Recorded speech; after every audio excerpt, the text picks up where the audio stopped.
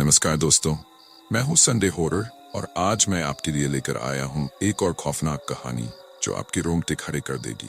अगर आप डरावनी और रहस्यमयी कहानियों के शौकीन हैं तो इस चैनल को सब्सक्राइब करना न भूलें, क्योंकि यहाँ हर हफ्ते कुछ ऐसा लेकर आता हूँ जो आपको रातों में जागने पर मजबूर कर देगा। तो दोस्तों, अगर आप तैयार हैं तो चलिए शुरू करते हैं आज की कहानी जो आपको एक खतरनाक सफर पर ले जाएगी। रात का समय था और घना अंधेरा चारों ओर फैला हुआ था। अजय अपने दोस्त रोहन के साथ एक ट्रेन में सफर कर रहा था। ये कोई साधारण ट्रेन नहीं थी, बल्कि पुरानी और उजाड़ दिखने वाली ट्रेन थी जिसे लोग भूतिया ट्रेन के नाम से जानते थे। अजय और रोहन ने इसके बारे में सिर्फ कहानियां सुनी थीं, लेकिन आज वे खुद इसका अनुभव कर रहे थे।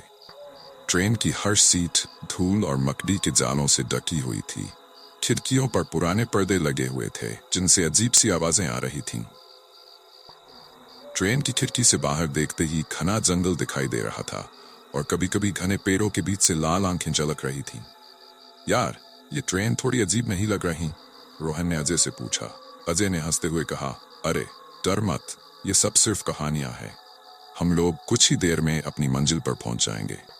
लेकिन अचानक ट्रेन की बत्तियां बंद हो गई और अंदर घुप अंधेरा छा गया।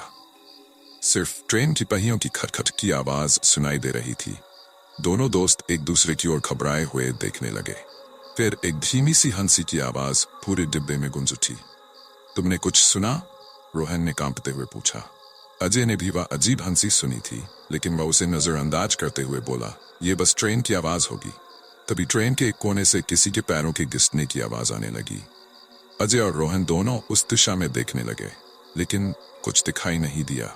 लेकिन वे जानते थे कि ट्रेन में कोई और भी था। अजय और रोहन की धड़कनें तेज हो चुकी थी। ट्रेन का माहौल और भी भयानक होता जा रहा था। तभी एक धुंधली परछाई ट्रेन के पिछले डिब्बे से धीरे धीरे उनकी ओर बढ़ने लगी। दोनों की सांसें थम गई। परछाई का चेहरा नजर नहीं आ रहा था, लेकिन उसके कदमों की आवाज हर पल के साथ और तेज होती जा रही थी। जब वो परछाई उनके पास पहुंची तो अचानक पत्तियां फिर से जल उठी। सामने एक बूढ़ा आदमी खड़ा था, सफेद कपड़े पहने और चेहरे पर एक अजीब सी मुस्कान लिए। उसकी आंखें खाली और डरावनी थी। तुम लोग इस ट्रेन में कैसे आए? बूढ़े ने धीमी आवाज में पूछा। रोहन ने कांपते हुए कहा, हम टिकट लेकर आए हैं। ये ट्रेन कहाँ जा रही है? बूढ़ा हंसा। उसकी हंसी से डिब्बे का माहौल और भी भयानक हो गया। टिकट?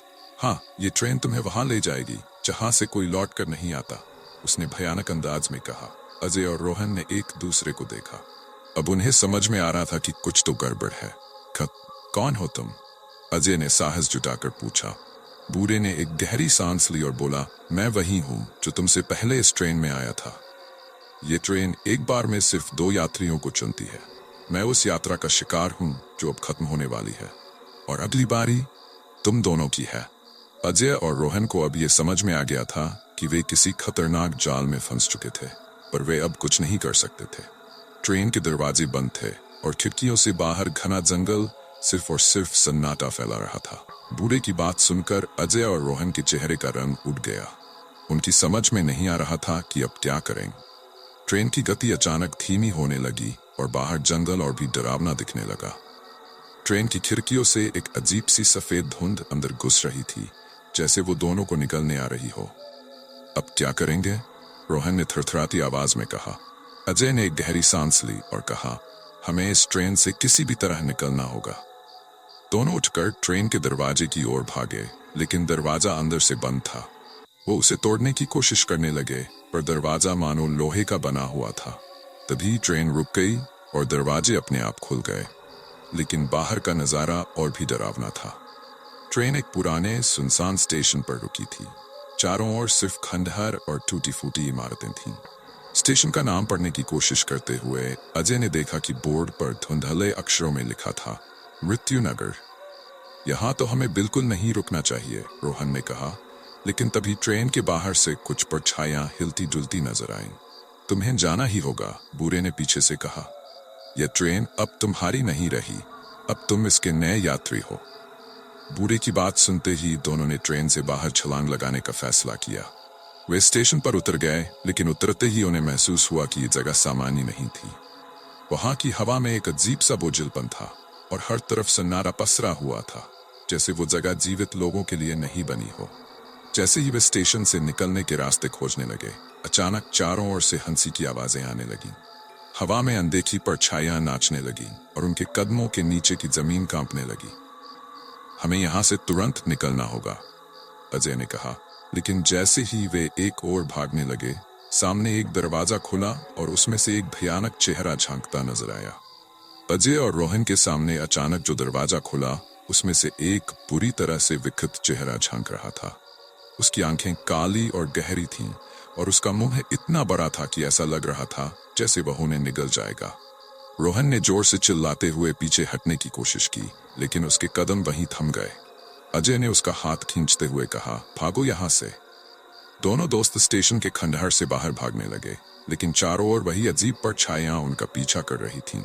जिस रास्ते पर वे भागने की कोशिश कर रहे थे, वो खुद ब खुद खत्म होता जा रहा था। हर मोड़ पर ऐसा लगता जैसे पूरा स्टेशन एक भूतिया भूल भुलैया में बदल चुका था। अचानक स्टेशन के बीचों बीच एक पुरानी घड़ी दिखी, जो एक खंडहर से लटकी हुई थी। घड़ी की सुइयां उल्टी दिशा में चल रही थी, मानो समय खत्म हो रहा हो। देखो, अजय ने घड़ी की ओर इशारा करते हुए कहा। शायद ये घड़ी किसी राज की चाबी हो। वे दोनों उस घड़ी की ओर भागे। जैसे ही उन्होंने घड़ी को छुआ, चारों ओर से एक तेज चीख की आवाज आई। पूरी जगह कांपने लगी और घड़ी की सुइयां और भी तेजी से उल्टी चलने लगीं। आसपास की हवा भारी और धुंधली हो गई और एक पुरानी सी घिसी पिटी आवाज गूंजी, समय खत्म हो रहा है, तुम्हारा अंत निकट है। अचानक स्टेशन के चारों ओर की दीवारें गिरने लगीं। पूरी जगह अंधेरे में घिर गई और उनकी आंखों के सामने से स्टेशन गायब होने लगा।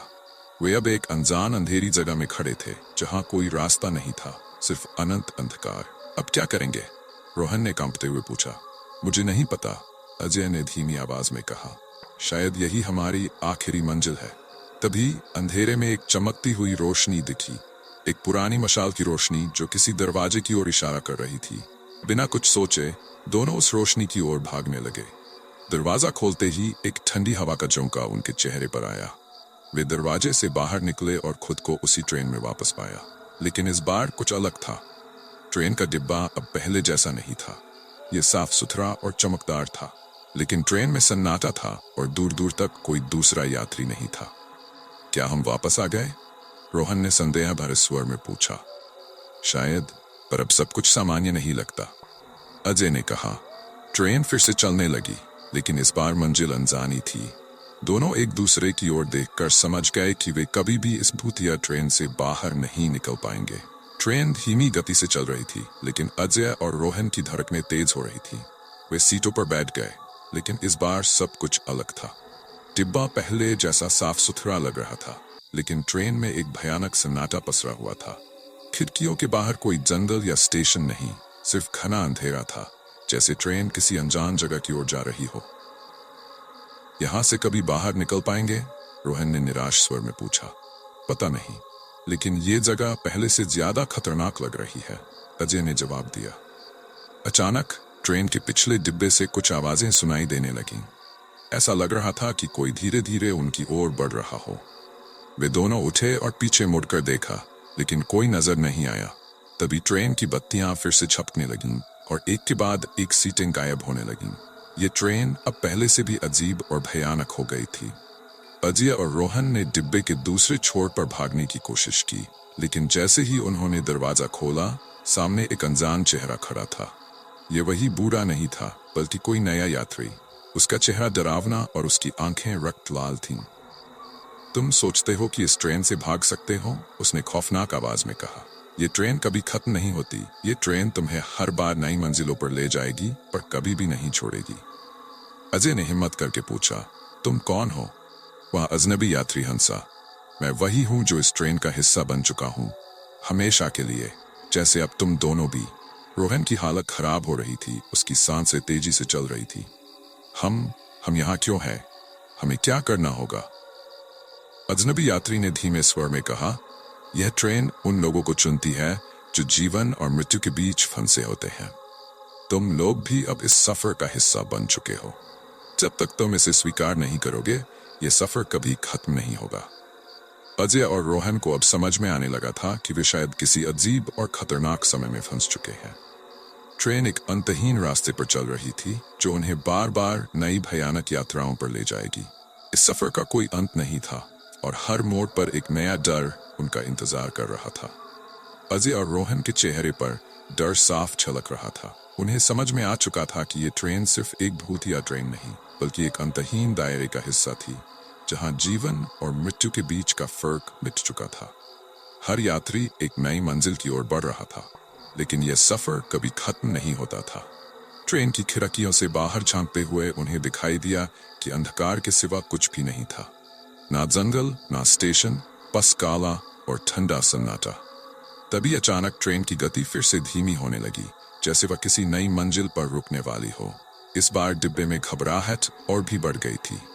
ट्रेन की बत्तियां फिर से टिमटिमाने लगीं और हर टिमटिमाहट के साथ डिब्बे में अजीब अजीब आकृतियां दिखाई देने लगीं, मानो वे जीवित नहीं बल्कि भूतिया परछाइयां थीं। अब क्या करेंगे? रोहन ने थरथराती आवाज में कहा। हमें खुद को संभालना होगा, अजय ने जवाब दिया। हो सकता है ये सब बस हमारा डर हो, लेकिन इस बार डर सिर्फ उनके मन में नहीं था। ट्रेन के अगले स्टेशन पर रुकते ही एक भारी और ठंडी हवा का झोंका अंदर आया। स्टेशन का नाम परलोक स्टेशन। यह स्टेशन पहले वाले से भी ज्यादा खंडहर और डरावना था। वहां कोई जीवित प्राणी नहीं दिख रहा था, सिर्फ टूटी फूटी इमारतें और धुंध से ढके रास्ते थे। अचानक एक धीमी और डरावनी आवाज डिब्बे के अंदर गूंज उठी। यह तुम्हारा आखिरी मौका है। अगर तुम इस स्टेशन पर नहीं उतरे तो ये ट्रेन तुम्हें सदा के लिए कैद कर लेगी। अजय और रोहन ने घबराते हुए एक दूसरे की ओर देखा। उनके पास अब सिर्फ दो ही रास्ते थे, या तो वे इस स्टेशन पर उतरकर उस अनजान भयानक दुनिया का सामना करें या इस ट्रेन में हमेशा के लिए फंसे रहें। हम क्या करें? रोहन ने घबराते हुए पूछा। शायद हमें उतरना चाहिए, अजय ने कहा। यह ट्रेन कभी खत्म नहीं होने वाली। शायद स्टेशन पर उतरने से कुछ बदल सके। दोनों ने दरवाजे की ओर कदम बढ़ाए, लेकिन जैसे ही वे दरवाजे के करीब पहुंचे, ट्रेन ने एक आखिरी भयानक झटका दिया। दरवाजे अपने आप खुल गए और दोनों स्टेशन पर उतर गए। स्टेशन पर कदम रखते ही उन्होंने महसूस किया कि यहाँ की हवा भारी और ठंडी थी, जैसे वह जीवन से बिल्कुल खाली हो। पर अचानक स्टेशन के चारों ओर से सैकड़ों परछाइयां उभरने लगीं और वे दोनों को घेरने लगीं। उन परछाइयों के चेहरे विकृत थे और उनकी आंखों में नफरत और दर्द दिख रहा था। ये कहाँ आ गए हम? रोहन ने घबराते हुए पूछा। ये शायद मृत्यु और जीवन के बीच की वो जगह है जहां हम फंसे हुए हैं, अजय ने कहा। शायद ये परछाइयां भी हमारे जैसे यात्री हैं जो इस भयानक सफर से कभी बाहर नहीं निकल पाए। अचानक एक और भयानक आवाज गूंजी। तुम्हारा समय आ चुका है, इस चक्कर से कोई बच नहीं सकता। अजय और रोहन चारों ओर से घिरी हुई परछाइयों को देखकर कांप रहे थे। हर परछाई उनके पास आकर धीरे धीरे उन्हें घेर रही थी और उनकी आंखों में वही खालीपन और दर्द नजर आ रहा था। ऐसा लग रहा था कि वे सब कभी इसी ट्रेन के यात्री रहे होंगे, लेकिन अब उनका अस्तित्व सिर्फ इन अंधेरी छायाओं में रह गया था। हमें यहां से निकलना होगा, अजय ने घबराते हुए कहा। लेकिन कैसे? रोहन ने डरी हुई आवाज में पूछा। ये जगह तो हमें निगलने आ रही है। तभी स्टेशन के बीचों बीच एक बड़ा काला दरवाजा प्रकट हुआ। दरवाजा भारी और भयानक दिख रहा था, जैसे वह मौत का द्वार हो। उस पर खून के धब्बे और अजीब अजीब निशान थे। शायद यही हमारी आखिरी परीक्षा है, अजय ने कहा। अगर हम इसे पार कर गए तो शायद इस अंतहीन सफर से बाहर निकल सके। दोनों डर के बावजूद हिम्मत जुटाकर उस दरवाजे की ओर बढ़ने लगे। जैसे ही वे दरवाजे के करीब पहुंचे, एक भयानक चीख गूंजी। तुम बच नहीं सकते, हर यात्री यहीं फंस जाता है। लेकिन अजय और रोहन अब ठान चुके थे कि वे इस चक्र को तोड़ेंगे। उन्होंने दरवाजा खोला और अचानक उनके सामने एक अनजान अंधेरी सुरंग आ गई। सुरंग के भीतर घुप अंधेरा था और कोई रास्ता साफ नजर नहीं आ रहा था। हमें ये जोखिम उठाना होगा, अजय ने कहा और रोहन ने सहमति में सिर हिलाया। दोनों सुरंग के अंदर चले गए। जैसे जैसे वे आगे बढ़ रहे थे, सुरंग की दीवारें धीरे धीरे संकरी होती जा रही थी। चारों ओर से आवाजें आ रही थी, जैसे किसी ने उनकी रूह को जकड़ लिया हो। हर कदम के साथ उनके दिल की धड़कन तेज हो रही थी। आखिरकार सुरंग के अंत में एक और दरवाजा दिखाई दिया। दरवाजे के ऊपर लिखा था, यहां से वापसी नहीं होगी। हमें इसे खोलना ही होगा, अजय ने कहा। उन्होंने दरवाजा खोला और जैसे ही वे अंदर गए, एक भयानक चमकदार रोशनी उनके चारों ओर फैली। रोशनी इतनी तेज थी कि उनकी आंखें खुल नहीं पा रही थीं, लेकिन जैसे जैसे उनकी नजर साफ हुई उन्होंने खुद को फिर से उसी ट्रेन में पाया, लेकिन इस बार सब कुछ सामान्य लग रहा था। कोई परछाया नहीं, कोई अजीब आवाजें नहीं। वे ट्रेन की खिड़कियों से बाहर देख सकते थे, जहां एक सामान्य सा स्टेशन नजर आ रहा था। क्या हम बच गए? रोहन ने संदेह भरी आवाज में पूछा। शायद, अजय ने धीरे से कहा, शायद हमने इस भूतिया चक्र को तोड़ दिया। ट्रेन रुक चुकी थी और दरवाजे खुल चुके थे। वे दोनों उतर गए और इस बार स्टेशन का नाम मुक्ति नगर था। ऐसा लग रहा था जैसे वे एक नई और सुरक्षित दुनिया में आ गए हों।